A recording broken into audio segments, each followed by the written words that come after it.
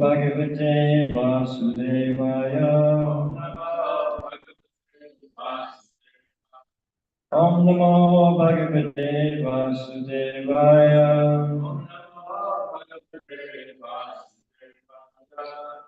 Reading from the Srimad Bhagavatam, Canto 7, Chapter 1, Text 31, the chapter entitled, The Supreme Lord is Equal to Everyone. Before I begin, I just ask for the blessings of devotees there, now dedicated Gita Nagari, devotee crew, that I might say something in line with Guru Parampara, that what I might say benefit the devotees and those that they come in contact with. May it please Sri Srimad Bhagavatam.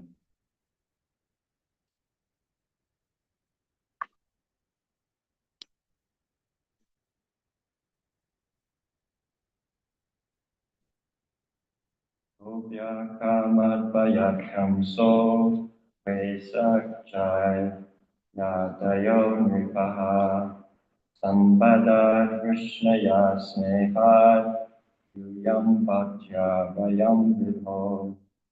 So just go 3 times and then someone can go.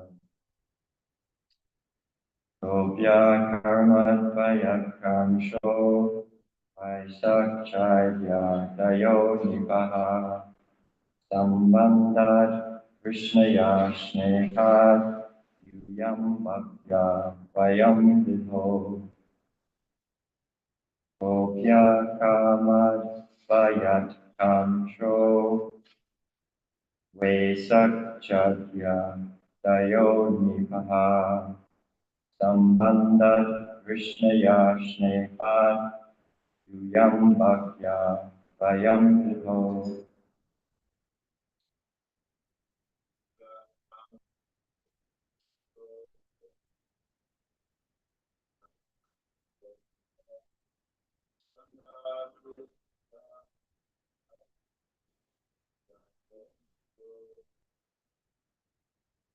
Vayam.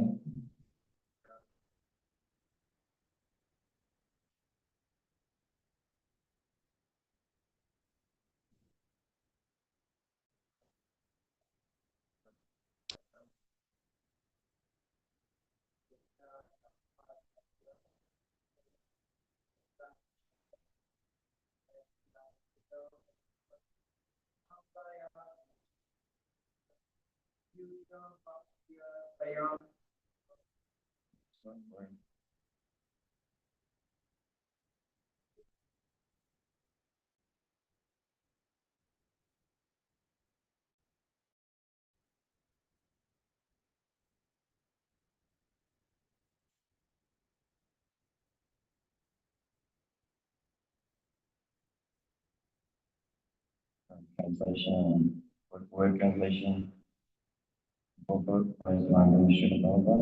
start with the transliteration. Gopya, the gopis. Kamat, out of lusty desires. Bhayat, out of fear. Kamsa, King Kamsa. Vesat, out of envy. Chaja, Adyayaha. Chaja, Adyaha.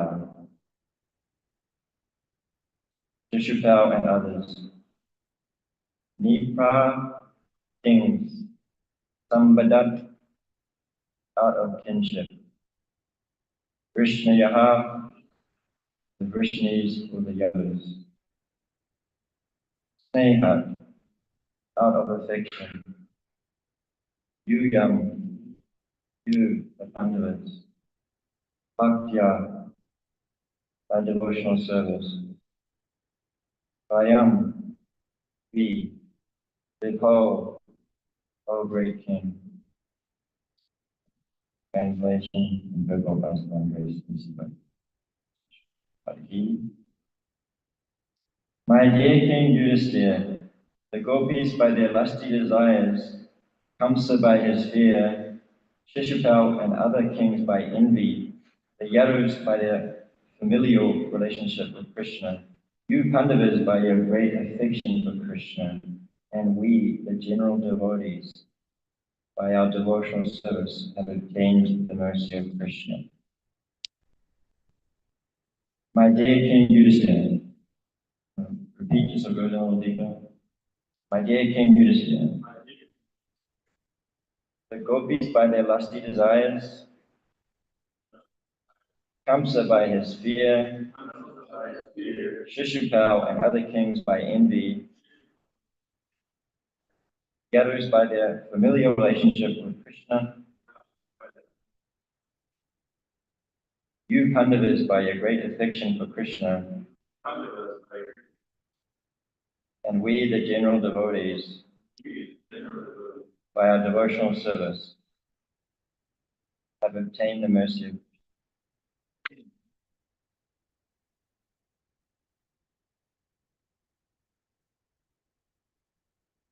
This is Narada Muni speaking to Maharaj Yudhisthira. It's been recalled by Sriketa Swami's Maharaj Parikshit to ask the questions in the beginning, right? Putting that down. Purport. Different persons achieve different types of mukti. Sayuja, Shalokya, Sarupya, Samipya, and Sasti, according to their own intense desire, which is called bhava. Thus, it is described here that the gopis, by their lusty desires, which were based upon their intense love for Krishna, became the most beloved devotees of the Lord. Although the gopis at Vrindavan expressed their lusty desires in relationship with their paramour, Harakiya Rush, they actually had no lusty desires. This is significant of spiritual advancement. Their desires appeared lusty, but actually they were not the lusty desires of the material world.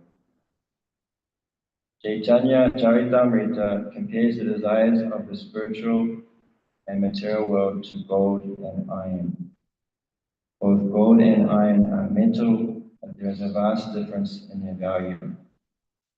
The lusty desires of the gopis for Krishna are compared to gold, and material lusty desires are compared to iron.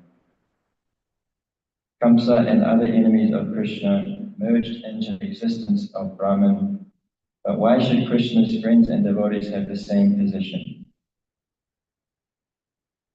Krishna's devotees attain the association of the Lord as his constant companions, either in Vrindavan or in the Vaikuntha planets.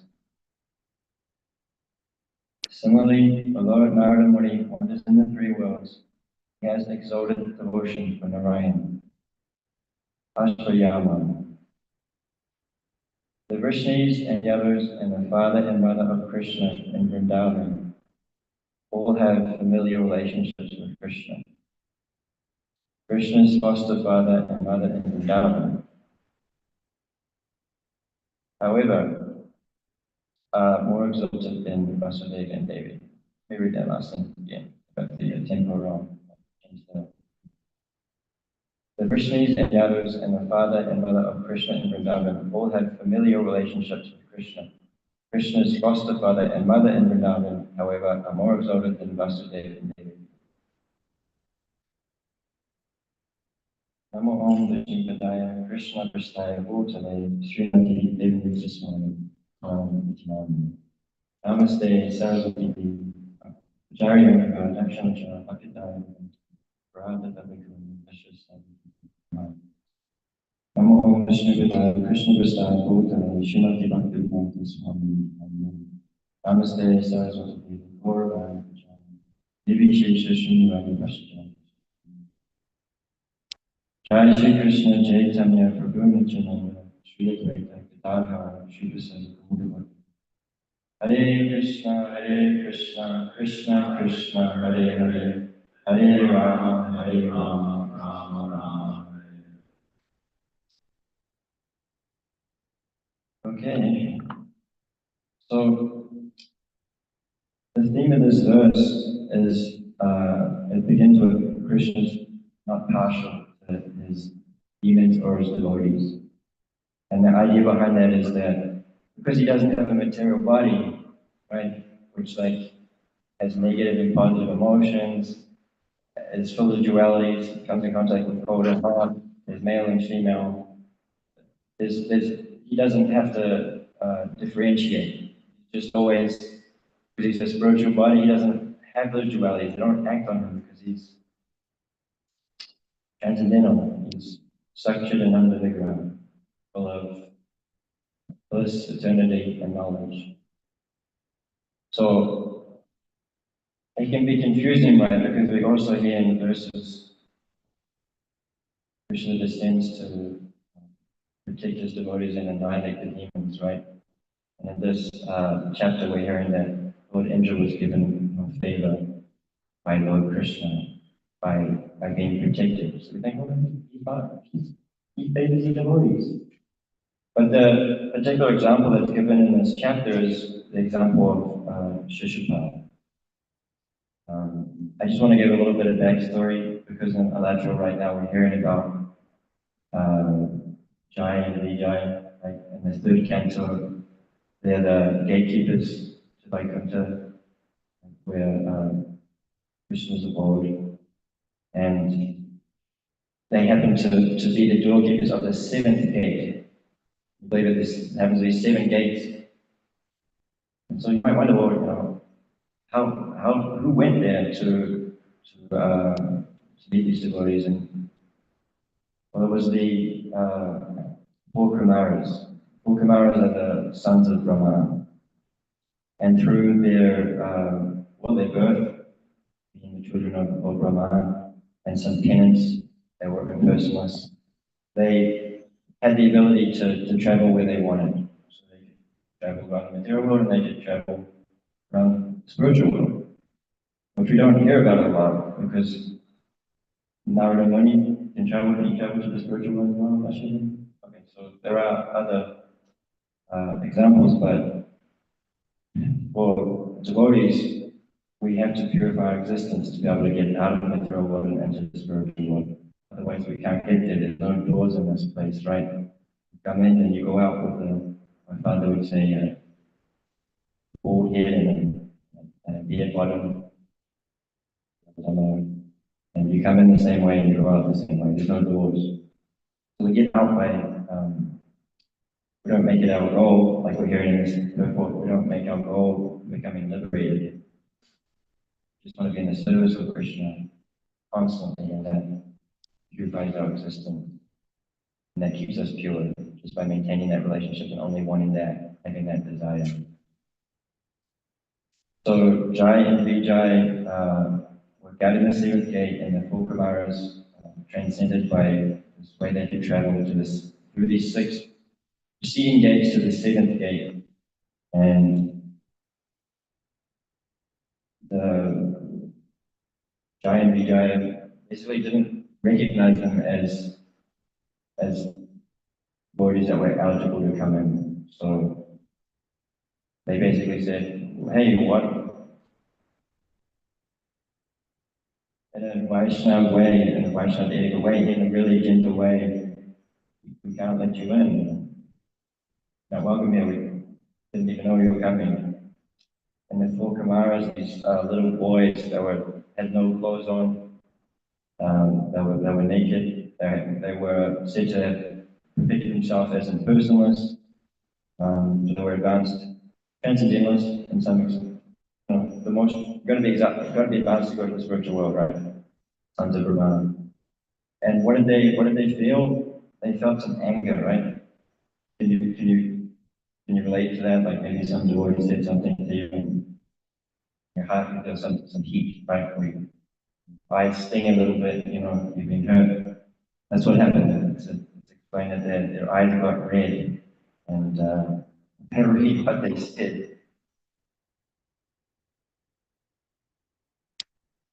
So being angered by not being appreciated by these doorkeepers and not being allowed to be involved, not being recognized for the penances that they've done. These are Kumaras. I guess one is getting it up. Therefore, let us consider how these two contaminated persons should be punished. Talking about Jai and Vijay, these 5-year-old boys. Remember, they're advanced transcendentalists. The punishment should be apt, for thus benefit can eventually be bestowed upon them, like a little bit, like heat, a little bit of anger here, the Brahmanas, this is basically this is the curse. The Brahmanas' curse is very strong, can't be reversed. Matter of fact, can't be reversed. We Shringi cursed our Parikshit, and it could have been reversed, but Brahmana's honor wants to be kept. That was the example given by Shringi's father. But Maharaj Parikshit said, okay, no, you Brahmana, let it be so. The punishment should be apt to its benefit and eventually be bestowed upon them, since they find duality in the existence of Vaikuntha life. So they're saying, look, you've made some differentiation. It's not like you haven't seen us as completely pure. So you're not pure. You've differentiated. They basically said we're not welcome, we're enemies, not friends. But this is not the spiritual world. It's all love here. Since they find duality in the existence of Vaikuntha life, they are contaminated and should be removed from this place to the material world. The living entities had 3 kinds of enemies. The 3 kinds of enemies are Adidayaka, Adidayaka, and Adibhautika, right? Other living entities, natural disturbances, and that's Adidayaka, right? One's our body and mind. Demigods, or like things that are outside of our control. That's Adidayaka and Adibhautika. Other living entities. Okay, that's right. Thank you. You say that? So, cursed to go from the spiritual world to the material world. That's not what the soul wants, right? Like we hear and they detest that. Once we come here and we go back, we never want to go back again, right? That's the lesson we learn. So these are liberated souls. Perhaps they were eternally liberated, perhaps they weren't. But it seems like, if you're there, you don't want to come here, and you don't have to. And so, Jaya Vijaya, the Lord came because there was this commotion outside of his house. Can you imagine being a child in your parents' house or whatever, and a friend comes and there's some disturbance? Your parents come out, right? So the doorkeeper's eternal father, the Lord, comes and he's hearing the commotion. Well, there's 2 sets of very good people here. His doorkeepers, his loyal servants in the spiritual world, and the 4 Kumaras who, upon seeing the Lord, transcend their personal realization, just have complete love for the Lord. Because they were seeing him previously in their hearts, as explained, but when they saw him in person come, they were completely, oh my God, I'm in love with Krishna. That finished them. That was the last missing piece of their spiritual growth to obtain love of God. And so the Lord's there, oh my goodness, my sons have been the doorkeepers, they've made an offense. I'm a father now. If word us breaks Vaishnava etiquette to someone who's not a family member, I feel awkward about it. So you can imagine now it's liberated devotees, not the person ones, they've been offended by the doorkeepers. And so he mediates between the parties and basically makes a request on behalf of the doorkeepers, Jaya and Jaya. Well, if they go to the material world, can it just be for a short time? And somehow or other, the arrangement is that they'll go for 3 lifetimes. It says 3 lifetimes in this book, but it's actually 4, because in the Chaitanya Charitamrita, they come back as Jagai and Nana to one of the purports, if you read it. Chandradashini, my wife, said that to me when I was here. She sent me the book, but I can still remember it. But anyway, in the first birth, they were Haranyaksha and Haranyakasipu. The second birth, they were Ravana and Kumbhakarna. In the third birth, they were Shishapal and Anpurva. Bhagavatam. And so now in this book, we're hearing about Shishupal. And let's scoot back to this like idea of like not partial, Krishna is not partial.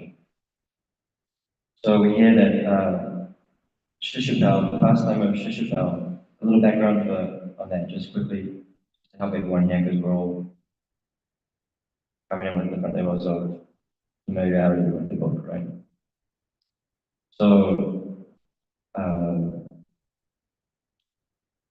basically, in Mahabharata, there's like two families, or one family basically, but there's a division, right? There's the Kurus and the Pandavas.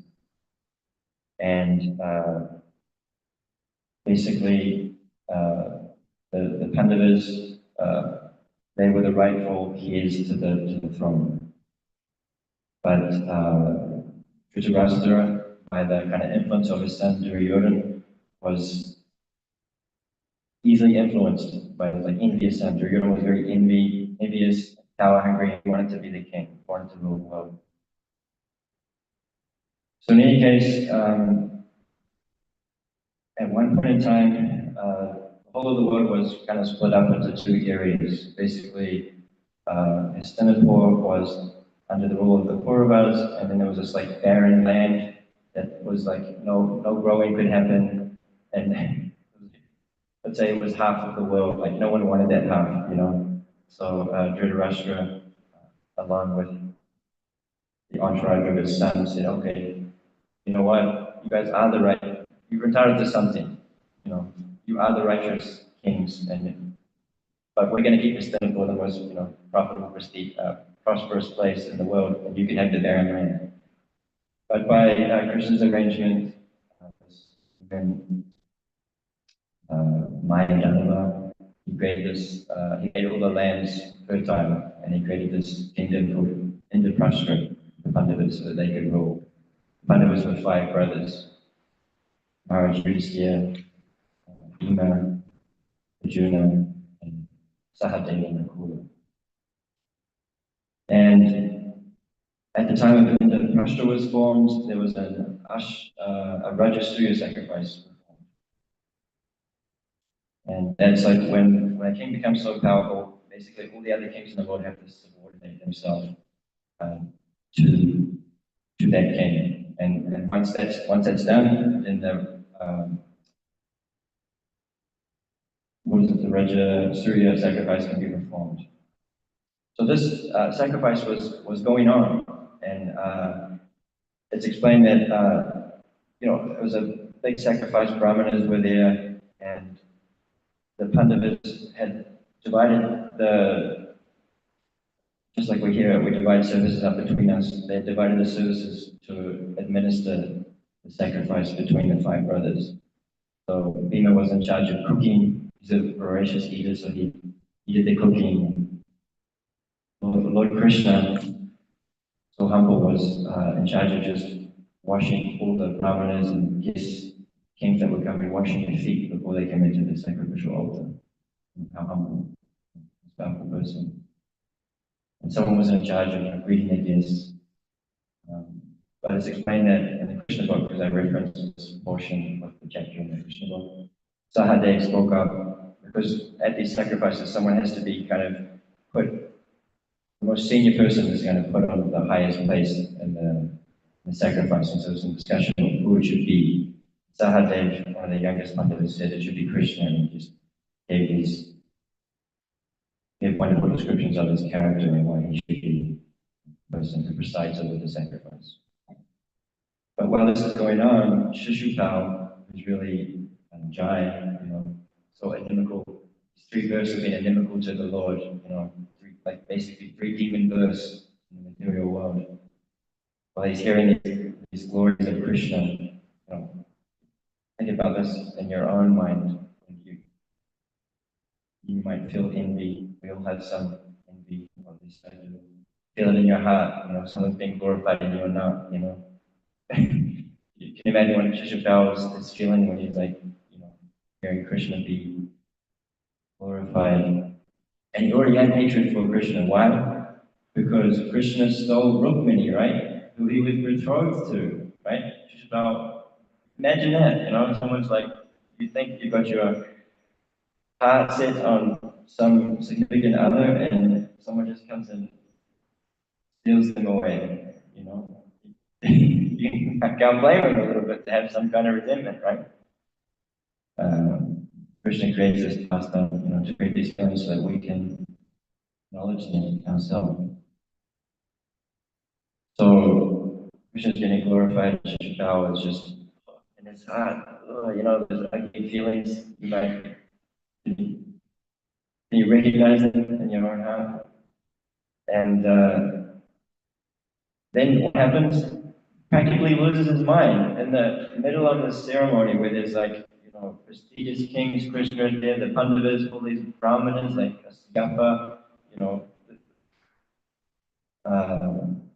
Vedas, all these high personalities. He just stands up in the assembly and starts blaspheming Krishna, not even thinking that anything's wrong with that. At least as practicing devotees, we might have some ink in our heart and somehow or other some criticism is there. But we know it's wrong. Typically feel bad about it after, or if you're really good at moving or something, maybe you can get through without blaspheming something. Generally, it's there because we need to put someone down to put ourselves up, and that's basically what's happening here. So what did we just have the blaspheming Krishna, the topmost person in the ceremony, saying all these negative things about him. And it's explaining he doesn't even feel bad about it. He's not even agitated by his own, hate and envy. So ignorant. It's embarrassing. And what's happening? The kings and the other kings who are present there who have come, who have agreed that Krishna is the person who should be presiding over the sacrificial arena. They're like, let's kill him. Yeah. So they're about to go and kill him. And then what happens? Krishna, he invokes his Sudarsana chakra and chops off his head, right in front of everyone. And so what happens to Shishubal in this chapter? We hear that he gets Sayuja Mukti. He gets liberation. He's liberated into the body of the Supreme Person, right? So he's benefited, right? And so that's why Maharaj Parikshit is asking Sukadeva Goswami, okay, yeah, he's not partial because look, he helps even the most envious demon at times they get liberation. That's how magnanimous he is. So that gives a little bit of an overview of what's going on. And so what's the alternative way of worshiping Krishna? That's the one that we're more familiar with, right? Like we hear in Bhagavad Gita, we just offer fruit, flower, water, or leaf. Fruit, flower, water, or leaf. If we offer it with love, then Krishna will accept it, right? So we're a movement of love. And so, this is really what I want to focus on for the next 10 minutes. What is love? We hear Prabhupada say that we should read the Bhagavad Gita or any transcendental literature that he's given in a spirit of devotion, right? In a loving way, so that we can take in what Prabhupada is giving through Parampara, which is actually coming from Krishna, into our hearts, be purified. But how do we do that, right? And I'm going to say why it's hard, and just so that everyone doesn't feel like it's just you that think it's hard. It's hard because we've been conditioned in this material world for birth after birth after birth. And it's Dukkhalayam Ashashritam, it's a place of misery. So just take a look at what we're trying to do. We come into the material world. Let's say we get a human form of life. We don't come in contact with Krishna. We have these fires which are in our heart, these beaches. As we go through life, just like as we go from boyhood to youth to old age, they pop up, they grow just like in Dashakrama's garden. weeds pop up just through going through life and being in contact with material energy, passion, and ignorance. We try to achieve our goals, or we try to get things that we want that we think will make our life better and like push the suffering away. But no, we do that in one life, and then we die, and then again we come back. Again, we have now different desires because we achieved some, we created karma in the previous life, and again we try to create or achieve a life that's going to have less suffering, but we're in a place of dukkha mishashritam. So we work with all this grit and determination only to get more suffering, because it's just not possible to enjoy in the material world, to be completely full of bliss, knowledge, and eternity. It's just, it doesn't work. It's a life after life without coming in contact with Krishna's consciousness. That's what we're doing. So imagine just one time not getting what you want, you know? Like I have a 3-year-old and a 6-month-year-old, and when our 3-year-old son, Goridas, doesn't get what he wants, he throws a tantrum, right? Just one time. So imagine just having repeated attempts at that, how beat down you will get.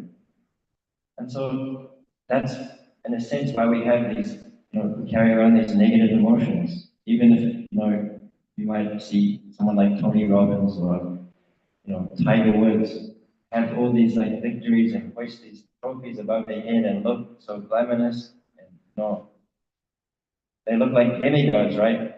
Holding these posts. Tiger Woods was holding the #1 gold position for like 15 years.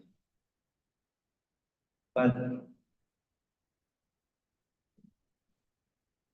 it's temporary. And ultimately, when they might have some success and we look up to these people, even as devotees, we're like, wow, what they're doing is so wonderful. Why can't, as a devotee, why can't I be so magnificent at what I do like them? We can look like us, okay. We're just appreciating Krishna's energy, right?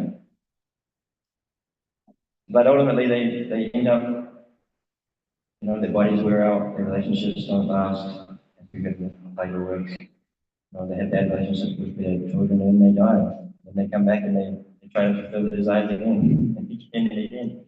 So we have these negative emotions.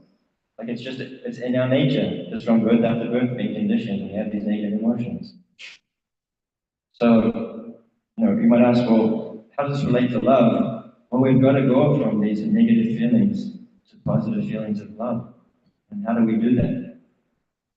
And it's explained that from the highest level, we just heard last night by Guru, just hearing about Krishna and chanting his name can purify us, right? Can purify our existence, and we just keep doing it, we keep doing it, keep doing it one day. We can't put a timeline on it, we can't put like a schedule or a calendar up with Krishna and say when. Could be this lifetime, could be many lifetimes. But we are on the track to do it, right? But also, Guru Maharaj says, I heard a class here, he gave a questions and answers class, we were sitting right here on this video system. And he said, yeah, the holy name is there, and it works 100%, have faith in it. But, most of us have like anxiety disorders or have traumas from the way that we grew up. And we can't hear the name properly, we can't really take the full intensity of the name. This chapter is talking about intensity, right? Because Shishupal was thinking about Krishna with such intensity. In fact, Nagari, when he says that propensity of anger or hate towards the Lord is the most intense bhava, but it's not the most favorable for devotional service, it's just the most intense because the heart so shrunk, it's not expanded and able to give, and it's so easily agitated, just like Kamsa, he couldn't even sleep because he knew that child of Krishna would come and kill him. So what can we do to get to love? And the answer is, I was listening to lectures by Raghunath Maharaj and Bhakti Vigan Maharaj. And what we can do on a practical level for where we're at right now to just stop with these negative emotions that might cause us to make offenses towards the holy name by any one of the 10 offenses, is we can train ourselves to feel gratitude. And so what is gratitude? You might be like, well, what is gratitude? You know, like I'm a West, like this is my own question to myself. I'm in a Western body, right? So my parents are back home in New Zealand and I'm here. They're getting old. So okay, I'll just do my best for the year. You know, I'll physically, act. I'll just put myself in service and that'll be great. And that is true. Again, whatever I do, they'll get some benefit. And we get so much help by them as well. They're favorable. But maybe love isn't just action, it's a feeling too, right? So gratitude, at least the way Bhakti Vigan Maharaj explains it, is that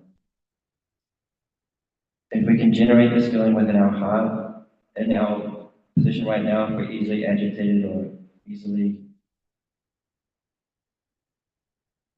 not able to focus on the holy name, it's because our heart is strong, right? So we feel this gratitude, our heart expands. And he gives the example that a little marble with water in it, you shake it around, it's like you see the water agitated, in your mind's eye, right? But if it's we get this example in the Bhagavad Gita, if it's a great reservoir of water, so if your heart expands, and there's more and more liquid in it, a little bit of liquid trickles in, it's hardly agitated, right? And so this is what the feeling of gratitude does. It helps us go from passion, ignorance, to at least like the mode of goodness, right? And then from the mode of goodness, we want to go to Sudha Sattva, right? Transcendental goodness. So, in my personal example, I'm just going to give what I personally do to try to feel grateful. And I'm lucky enough to have two, two ideologies of love. One in the Western world, love from parents is that just as long as you're happy, you go and do what you want, right? Meanwhile, parents are in retirement villages, Western people aren't there to look after them in their old age. And look at Western society the way it works now. The children, what they're supposed to be protected is the children are sent to child education centers, like from 3 away from the parents because both parents are working. It's kind of wasted conception of love, right? But we'll just do our job as Western parents to provide for you materially so you can go through college and have money life and be more comfortable. You know what? That's true. But the Eastern conception, Shamrashi as Indian ethnicity, my wife. Well, Eastern conception is based on the Vedas. The children are protected, the elderly are protected. That means the sons and daughters. In traditional Indian families, grandparents, parents, and the children, they live in one house. They live peacefully, respecting one another. But in Western society, we only our own space.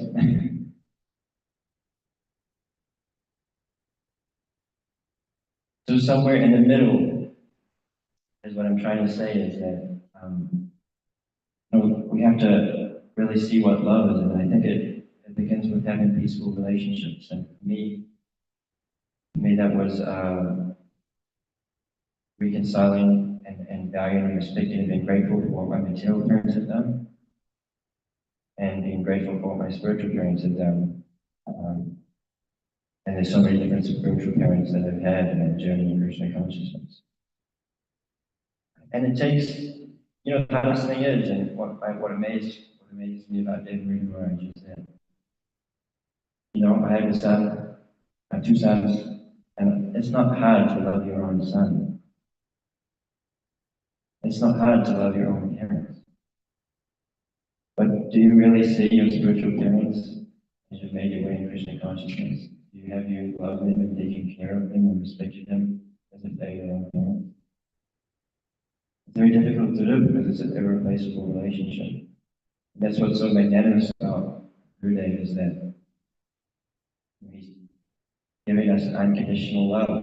Like we just heard that example disciple devotee coming up saying, I don't want to jump in runs anymore. This is not for me. Doesn't make sense. Like, well, if that was a disciple, if that was the son going to his father, Gurdas came to me and said that. Make sense. Yeah. And so how would I feel? Maybe I could take it from my own son, I could take it from someone else, such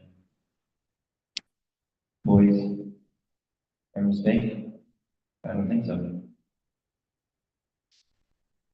So I'm raising these because I'm talking about negative emotions and getting from negative emotions to just being grateful, and then from being grateful, being in goodness, and being in Sudasattva. So we're not outside of the modes of material natures, we're not affected or not bogged down by these negative thoughts, or even positive ones. We're just thinking about Krishna's service, right? We heard just last night, focus are just always thinking when they're going to see Krishna, and that's where all the pleasure is, right? Like the ice example was given, it stings, but it's not burning. It's actually the greatest pleasure. So that's about all I have. I hope that helps. Are there any questions and comments?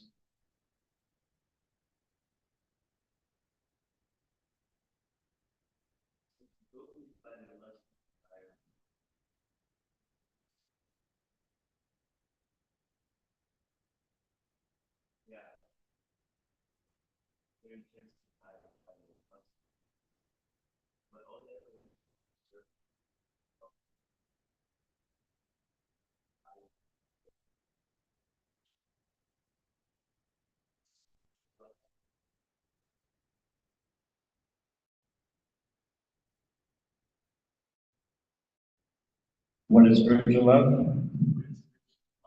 What is spiritual love?